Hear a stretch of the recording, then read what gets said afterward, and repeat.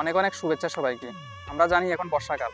বর্ষাকাল মানে যারা কৃষক জমিতে তাদের ব্যস্ততা, জমির মাটিগুলিকে চাষের উপযোগী করবে, তারপর সেগুলিতে বীজ বপন করবে, ট্রাক্টর দিয়ে বা লাঙল দিয়ে সেই জমিগুলিকে মেরামত করে সেখানে ধান রোপণ করবে। এই মাসটা আসলে অর্থাৎ বর্ষাকালটা আসলে কৃষকরা কিন্তু ঘরে বসে থাকতে পারে না। কারণ কৃষক মানেই হচ্ছে মাঠে ঘাটে চাষ করবে, সারাদিন মাঠে কাটাবে, তারপর সেই ধানগুলিকে একদিন পাকলে ঘরে তুলবে।